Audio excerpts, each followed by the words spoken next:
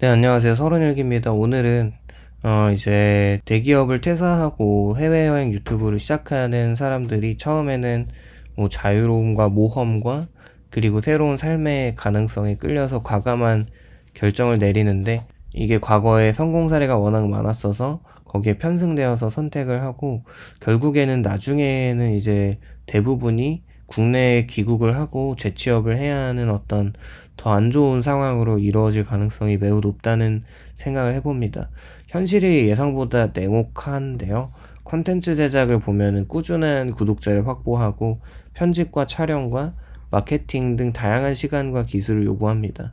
그 이제 유튜브를 저도 좀 하면서 느끼는 점이, 어떻게 보면 유튜브는 좀 가성비의 영역이어서 이렇게 좀 계속되는 노동 중심의 영상 하나를 만드는데 시간이 굉장히 오래 걸린다고 생각을 하면 꾸준히 유지하기가 정말 쉽지가 않습니다.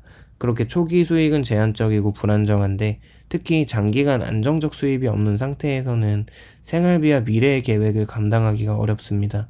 결국에 많은 사람들이 초기에 열정과 자유를 경험한 뒤에도 안정적인 소득과 경력 회복을 위해서 귀국해가지고 재취업을 선택하게 됩니다. 이게 개인의 도전과 열망이 현실적 제약과 충돌하고 모험이 끝나고 다시 구조적인 안전망으로 돌아오는 자연스러운 흐름을 보여주는데요.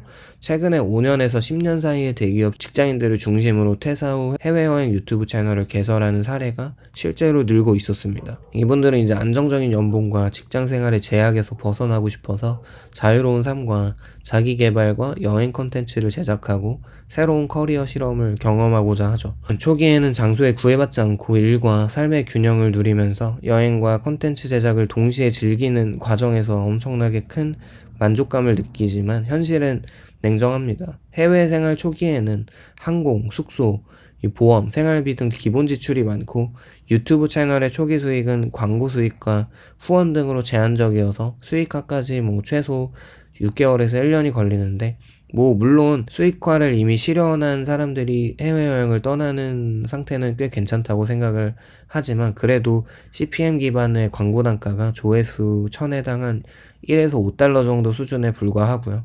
초기 구독자 수 1만 명 미만 채널은 월 수익이 50에서 200달러입니다. 이게 한 4, 50만 원 정도의 수준에 머무르고, 후원과 브랜드 협업 또는 이런 안정적인 수익을 보장하지 않아서, 게다가 유튜브의 알고리즘이 변화되고 광고주들이 이탈하고 정책 변화 등 외부 변수들이 수익이 크게 변동시키게 하고 예측이 어렵게 합니다. 장기간 해외에서 혼자 활동하면서 느끼는 외로움과 SNS 비교나 경제적 압박 등 심리적인 부담까지 겹칩니다. 이로 인해서 초기의 자유와 자기 실현에 대한 기대는 점차 감소할 수밖에 없고요. 안정적인 생활비 확보와 장기적 재정 계획이 어려워지면서 대부분은 귀국하고 재취업을 선택할 수밖에 없죠. 결국 대기업 연봉을 대체할 만큼 수익 구조가 마련되지 않은 상태에서 이상과 현실의 격차가 심화되고요. 해외여행 유튜브는 꿈과 모험의 경험으로 끝나고 현실적 생계를 위해 재취업으로 귀결되는 경우가 많습니다. 해외여행 유튜브를 새로 시작하는 사람들은 초기에는 자유로운 콘텐츠 제작과 여행의 매력에 굉장히 끌리는데, 현실은 굉장히 냉혹합니다.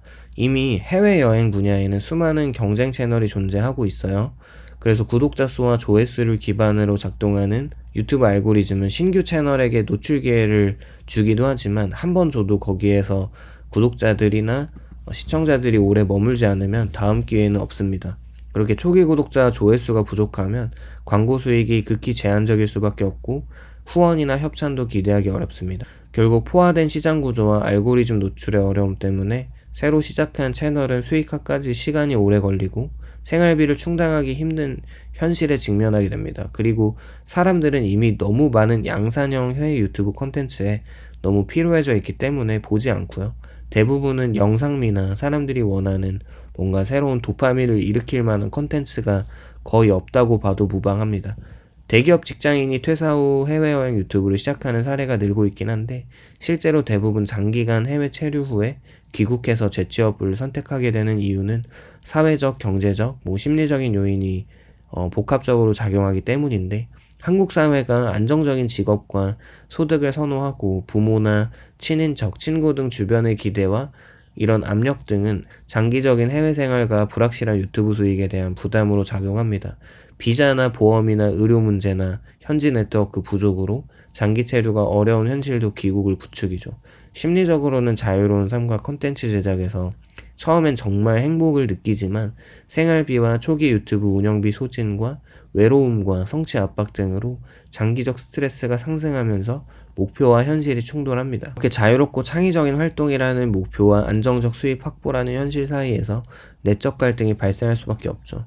뭐든지 내가 원하는 것이 일이 되면 그건 스트레스로 바뀌게 되는 것처럼 결국 경제적인 안정과 사회적 신뢰를 확보하기 위해서 귀국하고 재취업을 선택합니다. 실제 사례에서도 30대 대기업 마케팅팀 출신이 동남아 여행 콘텐츠를 제작해서 구독자 5,000명에도 월 100만원 수익으로 생활비 부족을 경험하면서 1년 만에 다시 중견기업으로 재취업하기도 했고, 40대 대기업 연구원 출신 역시 유럽에서 브이로그 제작 후에 월 50만원 광고 수익으로 장기 계획이 어려워지니까 다시 스타트업으로 복귀하게 됩니다. 이처럼 초기 자유와 흥미 경험은 존재하지만 현실적인 경제적 압박과 사회적 구조와 장기 생활 한계가 맞물리면서 대부분 귀국 후에 안정적인 직업으로 돌아가는 선택을 하게 됩니다. 통장에 있는 돈이 떨어지면 처음에 있었던 그 자신감이 다 사라지게 되는데, 예를 들어서 가상의 시뮬레이션을 한번 돌려보면 괜찮을 것 같은데, 대기업에서 연봉 한 6천만 원으로 30%를 저축해서 3억 원을 모은 직장인이 퇴사를 하고 해외 유튜브를 시작한다고 가정하면 초기 2년 동안은 자산으로 생활이 가능하지만 장기적으로 안정성은 매우 불확실합니다. 월 생활비 300만 원과 채널 운영비 30만 원과 초기 유튜브 수익 100만 원을 감안하면 순 지출이 월에 230만 원 수준으로 나오겠죠. 2년 후에 자산이 한 2억 4,480만 원으로 감소하고 구독자 증가로 광고 수익이 200만 원으로 늘어나더라도 월 순지출이 130만 원으로 자산 감소 속도가 둔화가 될 뿐 여전히 재무적인 압박이 존재하죠. 여기에 생활비가 연 3% 인플레이션과 비상 의료비나 장비가 고장되는 등 추가 비용을 반영하면 2년 후 자산이 2억 초반대로 초기 자산 대비 소진이 가속화되고 생활비 매달 300에서 350만 원을 유지할 경우에 7, 8년밖에 버틸 수 없어서 이게 시간이 지날수록 장기 안정성을 위해서는 수익 안정화나 재취업이 불가피합니다. 이런 민감도 분석에서도 월 수익이나 생활비나 물가 상승률, 비상 비용 등 작은 변수 변화만으로 2년 후에 자산이 수백만 원 이상 변동하고 장기 계획이 불확실해지기 때문에 초기 경험과 만족감은 높지만 현실적으로 해외여행 유튜브만으로 평생 생활을 유지하기는 어렵고 결국 대부분 귀국하고 재취업을 선택하게 되는 구조임을 보여줍니다. 최근 몇 년간 급증한 해외여행 유튜브 채널들을 살펴보면 초기에는 자유롭고 흥미로운 컨텐츠 제작 때문에 이런 매력이 있어서 많은 구독자를 끌어모았지만 요즘에는 그런 유튜브들이 너무 많아서 실제 수익과 구조와 지출을 들여다보면 장기적으로 흑자를 내기 어려운 구조를 가지고 있습니다. 예를 들어서 빠니보틀이나 곽튜브나 유랑스나 등지언니 같은 해외여행 기반 채널은 컨텐츠 제작 과정에서 발생하는 비용이 매우 큰데 항공료나 숙소나 식비나 현지 교통, 장비 구입과 편집 프로그램을 사용하거나 촬영 보조 인력 등이 없어도 만약에 있다라고 하면 직접적인 지출뿐만 아니라 장기간 해외 체류에 따른 보험료나 비자 연장 비용, 또 현지 의료비, 예기치 못한 비상 비용까지 고려하면 월 단위로 상당한 금액이 소요됩니다. 반면에 광고 수익과 후원과 협찬 등으로 발생하는 수익은 채널 초기 단계에서는 매우 제한적이고 지금 중견 유튜브가 돼서 이렇게 있다고 하지만 CPM 단가와 구독자 수에 따라 변동성이 크고요. 유튜브 알고리즘 변화나 정책 변화, 이런 경쟁 심화로 인해 안정적인 수익 예측이 어렵습니다.